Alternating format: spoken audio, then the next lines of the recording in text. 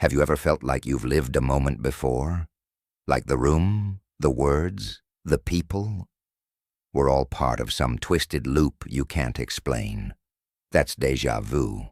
But what if it wasn't just a glitch in your brain? What if it was a warning? Tonight, we're diving into 3 deeply disturbing, allegedly true cases of déjà vu. Stories that go far beyond eerie familiarity. These aren't just strange coincidences. They're chilling puzzles where time, memory, and reality collapse in on themselves.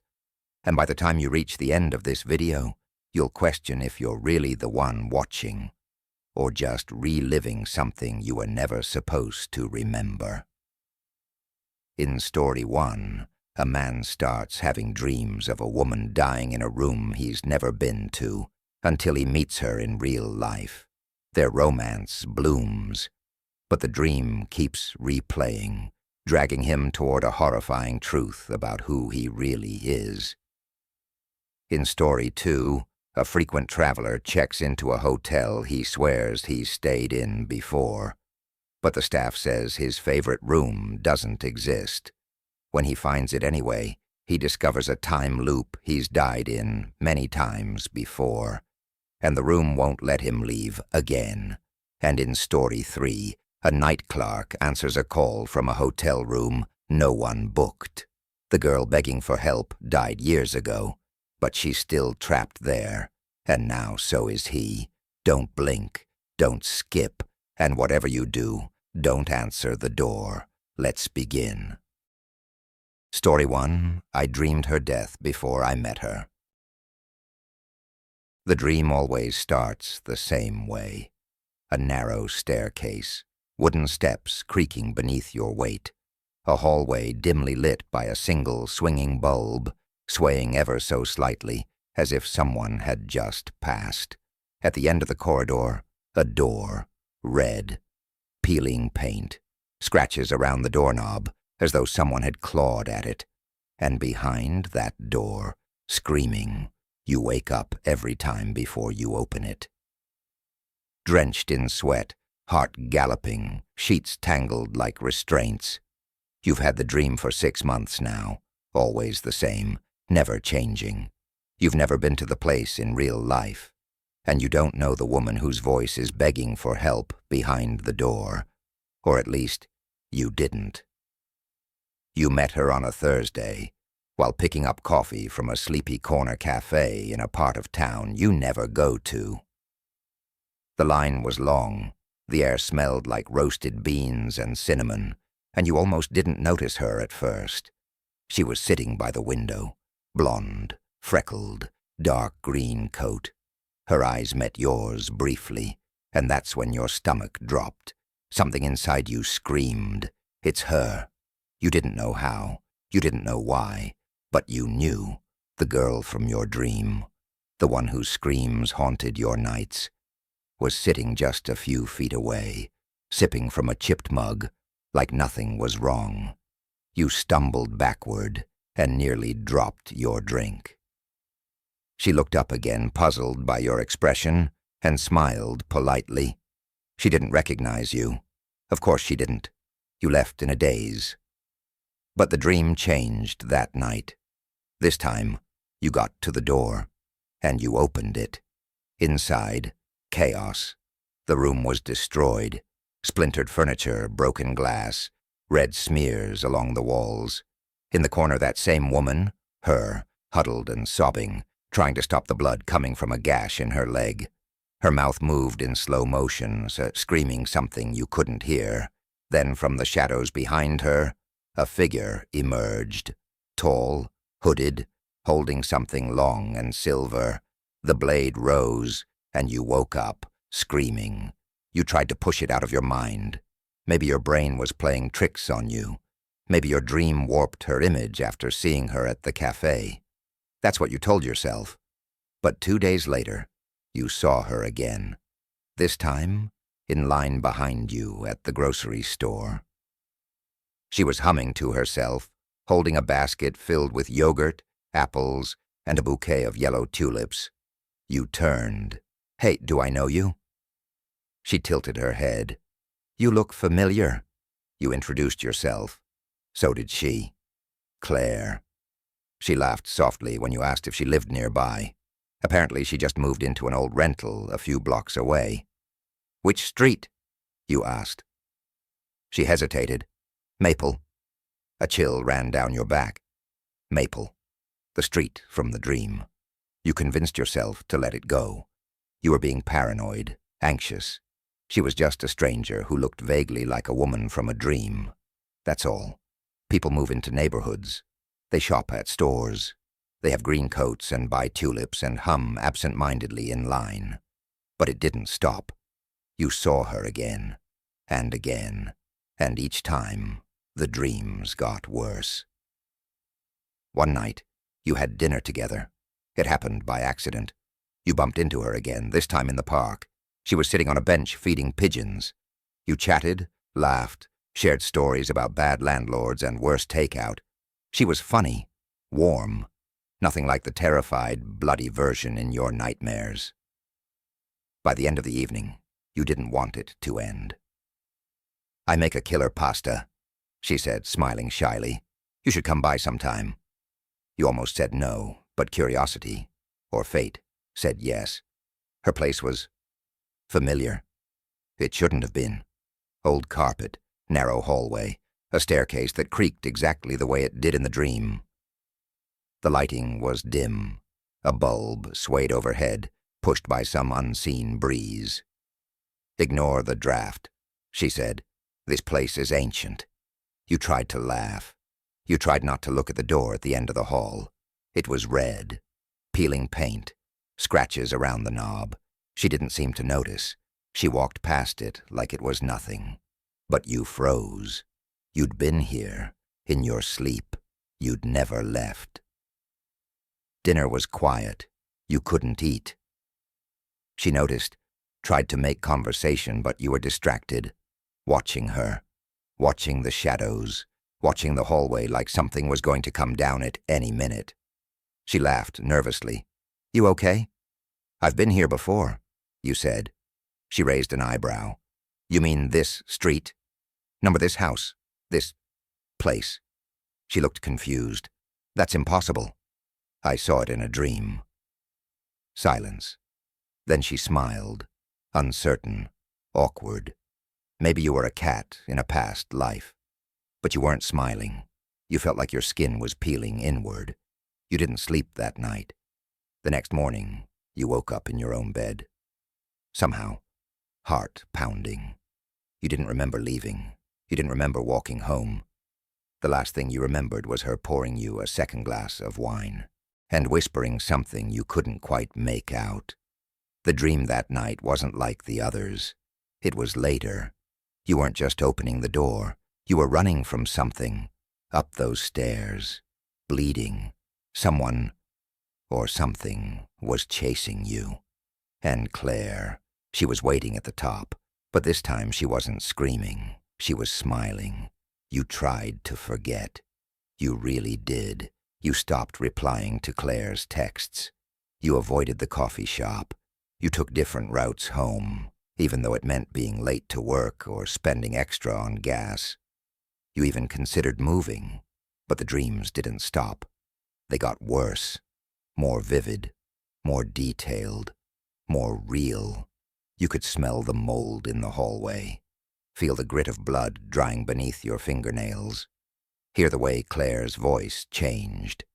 No longer a scream for help, but something more guttural, almost amused. And that figure with the knife? It didn't chase her anymore. It chased you.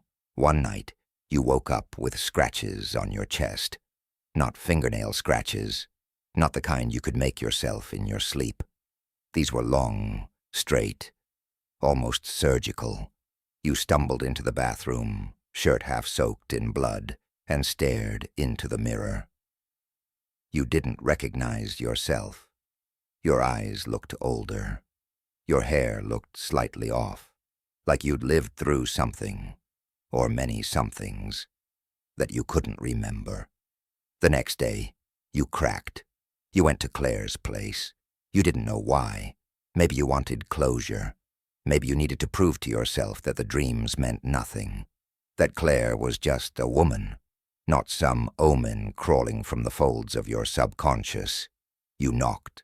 No answer. You knocked again. Still nothing. But the door creaked open. Inside, the house looked off. You remembered the layout, but everything was aged. Dust on the counters, rust in the sink, peeling wallpaper that hadn't been there just 2 weeks ago. There were no lights on. You called out, "Claire." Silence.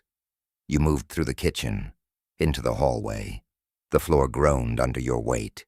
The light above flickered as if it knew something you didn't. And at the end of the hall, that red door, it was open, just a crack. You approached it, slowly. You should have turned back. Every cell in your body screamed to leave. But you couldn't. You pushed it open. Inside was a room you had never seen in waking life, but had memorized through the dreams. The scorched wallpaper, the shattered lamp, the blood-smeared floorboards. But this time, it wasn't empty. Claire sat on the floor, cross-legged, staring at the wall. She didn't turn when you entered. You barely recognized her. Her hair was stringy. Her skin was pale and almost waxy. She looked like someone who hadn't slept in weeks, or years. You whispered, "Claire?" She didn't move, but she spoke. "You're late this time." You froze. What do you mean?" She finally turned to face you. Her eyes weren't hers, not anymore. They were sunken, dark, but burning with something ancient. Something trapped. "You're not supposed to remember until the 6th loop," she said calmly, "but you always show up early now, the dream's breaking you." Your mouth dried. "What loop?" Claire tilted her head. "You really don't remember?" "No." She smiled. "Then it's working." You backed away. She stood slowly. "You come here every time. You fall in love. You try to save me. You fail. Or worse, you succeed. But it never ends. We always start over. Over and over and over again, until you remember. You dreamed me dying before we met, because you already saw me die. Hundreds of times. Thousands. You watched. You ran. You screamed. You tried to change it. And now, it's your turn." She stepped forward. You stepped back. "But why?" you asked. "What is this? What are you?"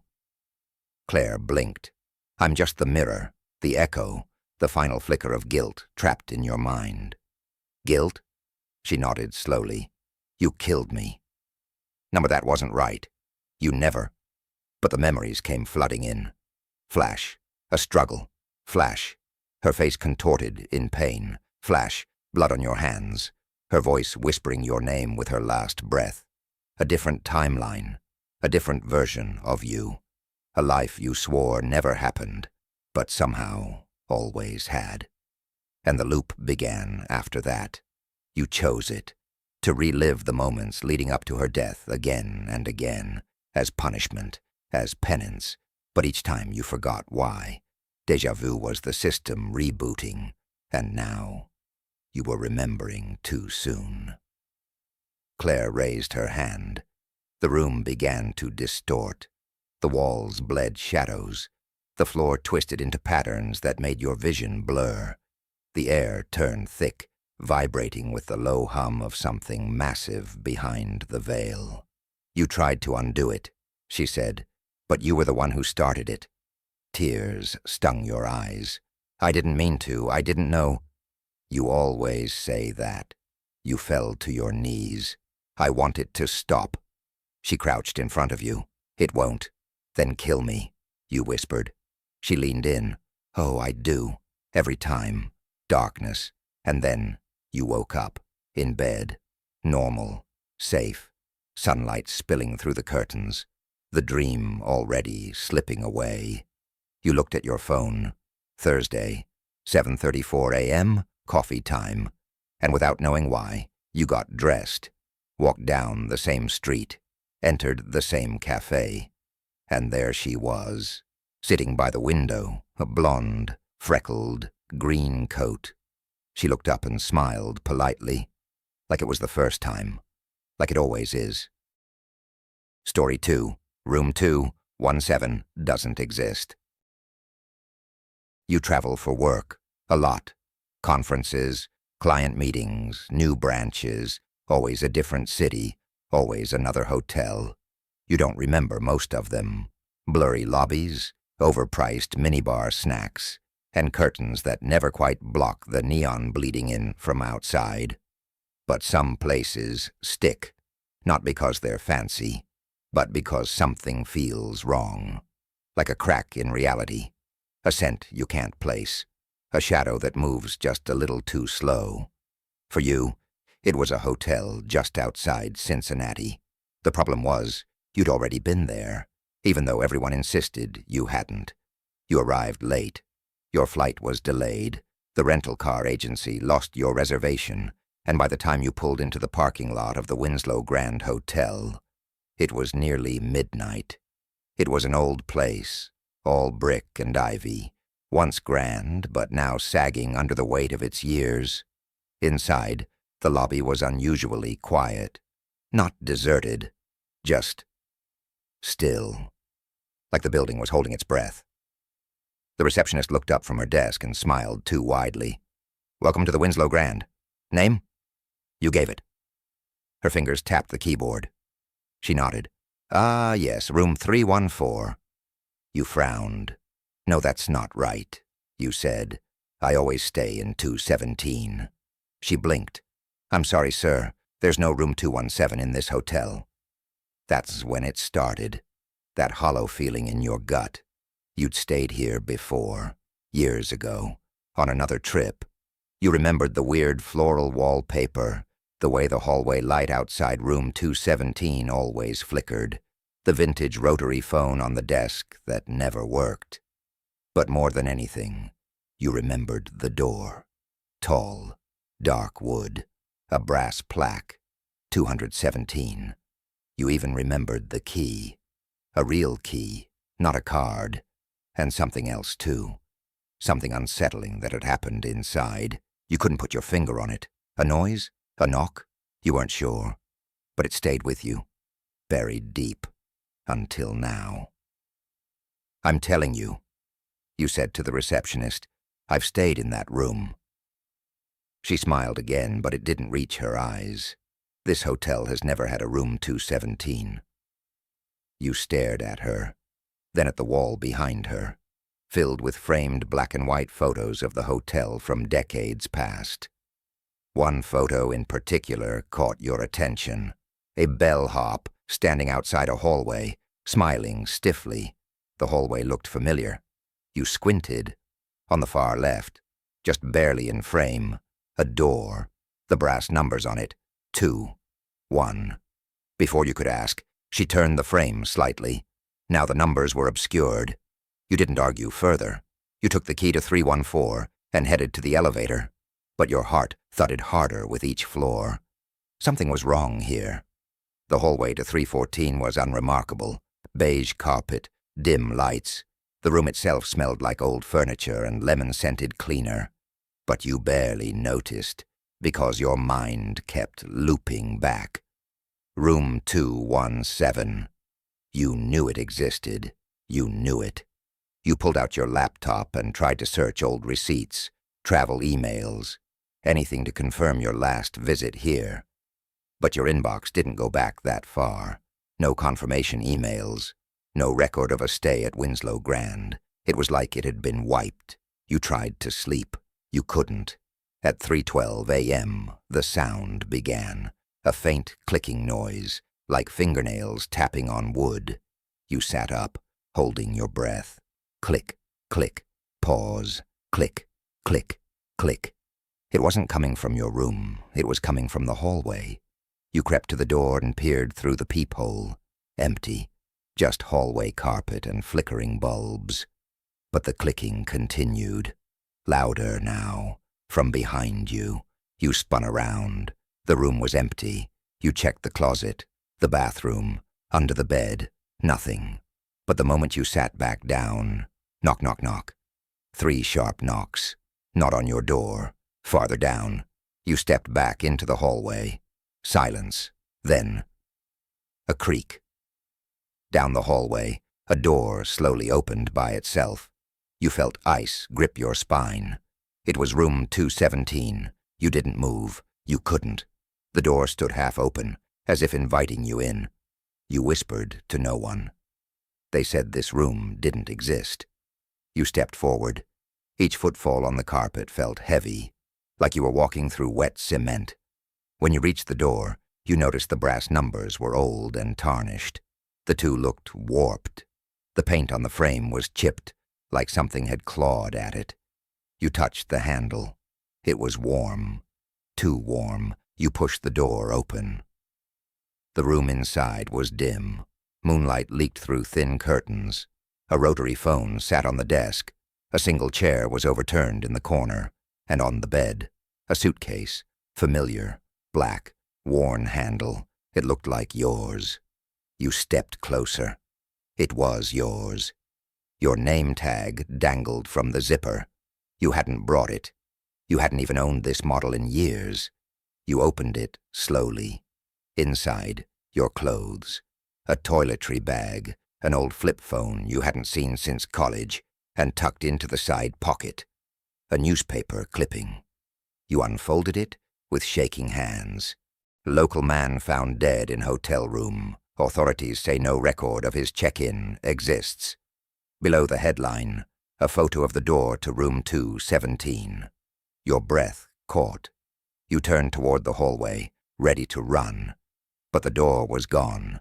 Where the door once was, only wallpaper.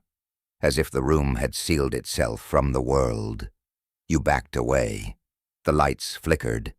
And then from the bathroom, a sound like running water. You crept toward the bathroom door. It was cracked slightly. You could see movement inside. A shadow, long, still, too still. You reached for the knob, pulled it open. Nothing. Just an old clawfoot tub. The faucet dripped slowly. You turned to leave. And that's when you saw the message scrawled across the mirror in steam. You never left. The mirror dripped condensation. The words, "You never left," blurred as steam evaporated into the silence. You stood there, paralyzed, watching your breath fog the glass. You wiped it with your palm. Your reflection stared back at you, sweaty, pale, eyes wide with something that looked a lot like madness. And then, your reflection blinked. You didn't. You stumbled backward, knocking over a rusted towel rack. The clang echoed through the hollow space. You ran for the door, where the door should have been. Still wallpaper, still no exit. Panic gnawed at your ribs. This isn't real. You patted your pockets. No phone, no wallet, no key. Only that clipping. Only the suitcase that shouldn't exist. The words on the newspaper floated through your mind again. No record of his check-in. You banged on the walls, shouted for help, screamed until your throat burned. Nothing. The silence pressed back. It felt aware. You slumped to the floor, your head spinning. How could a hotel room exist that the hotel itself denied? How could you find your own things inside it, from years ago? And more importantly, why did it all feel so familiar? Your fingers trembled as you reached into the suitcase again, digging deeper. At the very bottom, beneath a layer of shirts that reeked of mildew, was something hard, cold, rectangular. You pulled it out, a camcorder, one of those old ones with grainy black and white playback. You hadn't used one since college. It was labeled in Sharpie, Winslow, 217. You pressed play. Static. Then, a shaky frame, a hallway. Your voice, breathing hard. The camera panned to the room number, 217. You zoomed in on the brass plaque, knocked on the door. The door opened. The screen went black for a moment, then resumed with a view of the inside. The same room, same tub, same flickering light. Then the frame turned toward the mirror in the bathroom, and your voice, quiet, confused. Why is there another me in the mirror? The figure on screen reached out, and the screen erupted in static. You dropped the camcorder. You didn't remember filming that.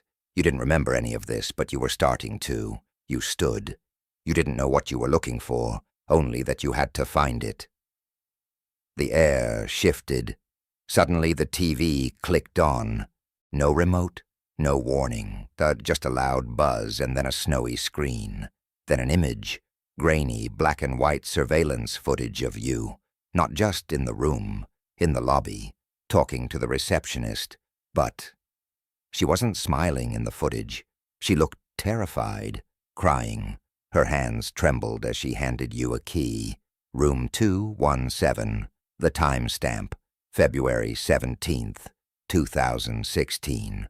Almost 7 years ago. You'd been here before. You hadn't just stayed. You'd done something. The lights snapped off. The room plunged into black. A hum vibrated in your skull, low and constant, like the building was waking up around you. Then, click. The lamp beside the bed turned on by itself. Only, it wasn't your bed anymore. It was stained, old. The mattress torn open like something had clawed its way out, and on top of it, another suitcase, identical to the first, with your name. You opened it. Inside, only a single item, a photo. Your face, eyes wide, mouth open, frozen, mid-scream. Behind you in the picture, room 217. You dropped it. The light flickered again, sputtered, then went out completely. You heard breathing, not your own. Long, slow, deliberate inhales coming from the corner near the chair. You turned. Nothing. But the breathing continued. Then, a voice, low, right behind your ear. You checked in. You never checked out. You bolted for the wall, slamming your fists into the wallpaper, peeling it back with desperate fingers until the plaster crumbled beneath. Behind it, wood, and beneath that, a door frame. You clawed more, peeling, tearing, until finally, a door, hidden, painted over, sealed shut. No knob, no lock, just wood, and carved into it, 217. The breath behind you grew louder, faster, and something moved, too fast for your eyes to track, skimming the edges of the room, blurring the air, distorting the walls. You turned back to the door and screamed, slamming your shoulder into it again and again. Crack! The door groaned. Crack! A sliver of light shone through. You threw your full weight. And the door burst open. You spilled out into a hallway. Not the hotel hallway. A hospital hallway. Sterile, white, blinding overhead lights. You staggered forward, barefoot on cold tile, as monitors beeped in nearby rooms. A nurse passed by and didn't see you. You shouted, waved, nothing. You ran to a room marked ICU-6 and looked in. Inside, a body on the bed, machines whirring, a nurse adjusting a drip bag. The body turned its head slightly. It was you. You stumbled backward, everything twisted. The hospital lights flickered to orange. The floors shifted beneath your feet. The ceiling melted into exposed beams. You were back in the hallway, back in the hotel, but not just the hotel. Room 217 now stretched around you like a cocoon. Walls pulsing, floor shifting, reality bending. The air whispered, "You've never left. You only remember leaving." And then, darkness again. You woke in your hotel bed, room 314. Morning sunlight peeked through the curtains. Your suitcase sat near the door. The minibar hummed softly. Your phone buzzed. Text from the receptionist, "Just confirming your extended stay in 217. Let us know if you need anything." You looked at the door. It now read 217. And when you opened it, you found yourself walking into the same hallway you'd walked 100 times before. Back toward the room you'd never entered. Back toward the moment it all began. Back toward the memory you could never escape. Story 3. The girl from the hotel room no one booked. There are rules for the night staff at the Evermore Inn. Most are what you'd expect. Keep the front desk clean. Check the cameras every hour. Don't fall asleep on shift. But there's one rule printed in bold on the laminated instruction card taped inside the back office. If a guest calls from room 308, do not answer. No one is checked into that room. You thought it was a prank when you started working here. One of those weird initiation jokes like telling new employees the elevators were haunted or that the ice machine screamed at 3 a.m. But that was before the phone actually rang. And you picked up. Your first week at Evermore was uneventful. The inn had 30 rooms, most of them empty even on weekends. Quiet guests, flickering chandeliers, wood-paneled hallways that smelled like citrus and dust. Nothing dramatic. Until Tuesday night. You were alone at the front desk. The clock read 2:17 a.m. You were playing solitaire on the company tablet, trying not to fall asleep, when the house phone rang. You checked the screen. Line 308. You frowned. The reservation sheet had that room marked as vacant. You hesitated, but picked up anyway. Evermore Inn, front desk. Static. Then a voice. A girl's voice. "Hi. Something's wrong with my window. I think someone's watching me." You sat up straighter. "Excuse me? I'm in room 308. Can you send someone, please?" The call dropped. You stared at the receiver. No one was booked in 308. You double-checked the computer. Still vacant. And the night before, housekeeping had tagged it for maintenance. The window was jammed shut, paint flaking from the sill. You debated calling your manager. But you didn't want to look like a fool. So you grabbed the master key and headed upstairs. The third floor was colder than the others. Lights buzzed overhead. As you reached room 308, you noticed something odd. A faint trail of wet footprints on the carpet, leading out from the room. You knocked. "Hello? Front desk. I'm just checking." No answer. You unlocked the door. The room was dark. Curtains fluttered, even though the window was supposed to be sealed. The lamp by the bed flickered once, then stayed dark. You stepped inside, and that's when you saw her. She stood by the window, facing away from you, pale arms, long black hair matted to her back, like she'd just stepped out of a downpour. Her nightgown clung to her shoulders like damp paper. You felt your throat go dry. "Ma'am," you said softly. She didn't move. You took a step closer. "Are you okay?" Still nothing. You reached toward her, and she turned. Just her head. Far too far. Her face was blank. Her mouth moved but made no sound. Her eyes weren't looking at you. They were through you, like you were just a shadow on the wall. And then she smiled. You stumbled backward, slamming into the dresser. The room lit up for a split second, like lightning without thunder. She was gone. No footprints, no breeze, just the jammed window, still shut tight. You rushed out, slammed the door, and nearly tripped on your way back down to the front desk. Back at the computer, your hands shook as you pulled up the system log. Room 308. Out of service. Last occupant, April 14th, 1998. You did a quick search through old incident reports, and there it was. Guest discovered deceased in room 308. Young woman, approximately 20 years old. Cause, apparent suicide. Window found sealed from the inside. No witnesses. Family unreachable. No name listed. No forwarding address. Just a handwritten note, scanned at the bottom. Front desk. Received calls from room in days after incident. Room sealed and removed from rotation. You sat in silence. Every instinct told you to leave, to quit, to never come back. But something clawed at your curiosity. Why was the call so clear? Why did she look right at you?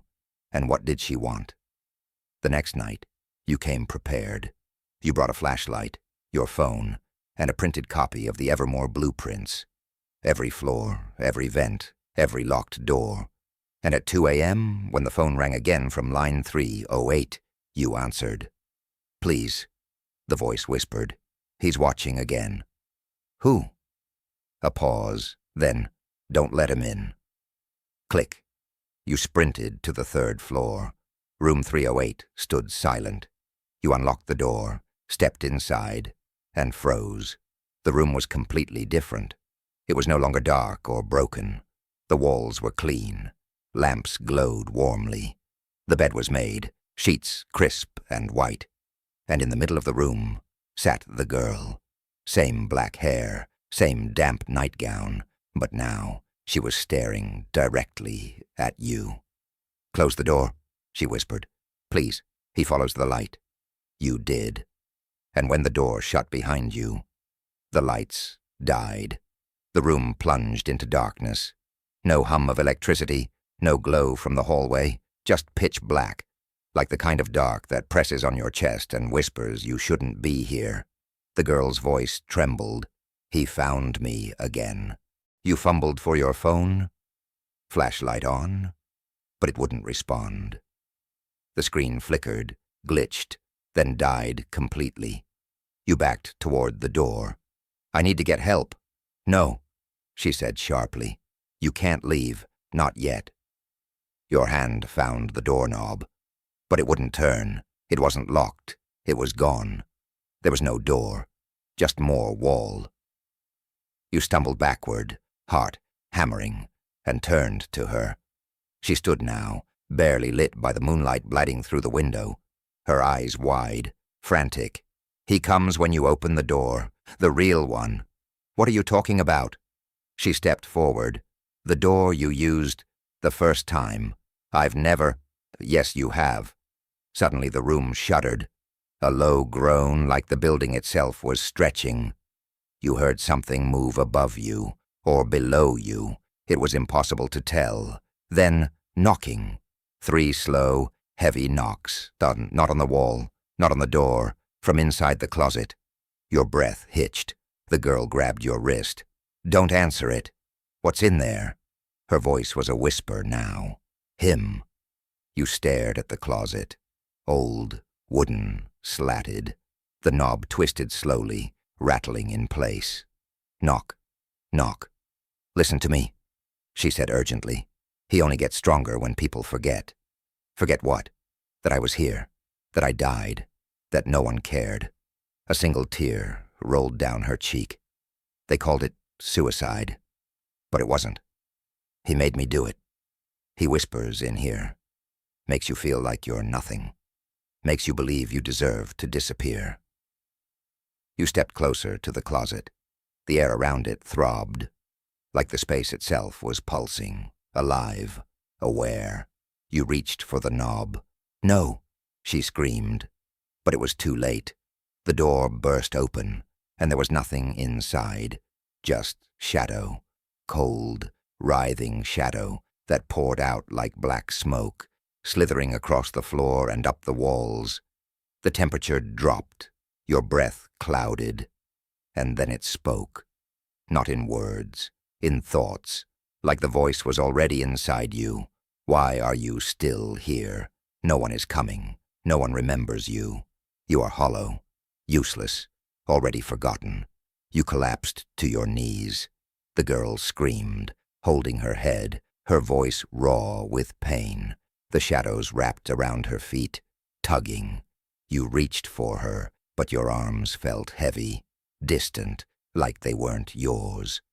"I don't want to forget," you gasped. "I won't." Her voice cracked. "You already have." Suddenly the walls around you flickered. Flashes, images, moments you didn't remember. You, years younger, at a front desk. You, laughing with a guest who looked just like her. You, hearing a scream, rushing up to room 308. You, turning back, choosing not to open the door. She'd called you for help, and you hadn't answered. The realization hit like a gut punch. I was here, you whispered. I worked here. Before. She nodded. And you forgot me. The shadow hissed with delight. Every time someone forgets, he gets stronger. The walls bent, warped. The room stretched outward, impossibly far. The window cracked. Light bled in like water through a crack in glass. I want to remember, you said, standing, fists clenched. Tell me your name. She hesitated. Then, Marin. The shadow screamed. A shriek that shook the furniture, split the floorboards, shattered the mirror. You shouted back. Your name was Marin, and you deserved to be saved. The room convulsed. The shadow recoiled, curling back toward the closet like it was burning. You grabbed her hand. Come on. Together you ran, and where the wall once was, the door had returned. You flung it open, dragging her into the hallway. Light burst from the hallway sconces. The air warmed, the pressure eased, and just as you crossed the threshold, boom! The door to 308 slammed shut behind you. You looked at her. She was glowing slightly, her skin no longer wet, her hair gently lifting like caught in a breeze. You remembered, she said, smiling softly. Tears filled your eyes. I'm so sorry. It wasn't just you, she said. They all forgot. But now someone remembers. That's enough. You reached out, but your hand passed through hers. Marin nodded. Thank you. And then she vanished. You stood in the hallway, trembling. Room 308 was sealed shut. The plaque had faded, just a blank, dusty square on the door. You returned to the front desk, checked the system. Room 308 was no longer listed. Not as vacant, not as occupied, just gone. You opened the maintenance logs, found a scan of the old incident report. This time, her name was there. Marin Keller, age 22, died on April 14th, 1998. Forgotten for decades, until tonight. The next morning, you quit. But before you left, you printed out one final note and taped it to the front of the instruction card. If the girl from room 308 calls, listen. Her name is Marin, and she deserved better. So, what do you think? Were these stories just eerie coincidences, tricks of a tired mind, or something much deeper? A glimpse through the cracks in reality? Maybe déjà vu isn't just memory misfiring. Maybe it's the past warning us, or worse, repeating itself, whether we know it or not. The man who dreamed her death before he ever met her. The traveler trapped in a hotel room that shouldn't exist, and the forgotten girl making desperate phone calls from beyond the grave. Each story leaves one question echoing in your mind. What if it happens to you next, and you don't realize it until it's too late? If you made it this far, thank you for watching. And remember, the best way to never forget a video like this is to like, subscribe, and turn on the bell, because next time, we're going even deeper. And if you've ever experienced true déjà vu, or had a moment that chilled you to your core, drop your story in the comments. We might just feature it in a future episode. Until then, sleep tight and question everything.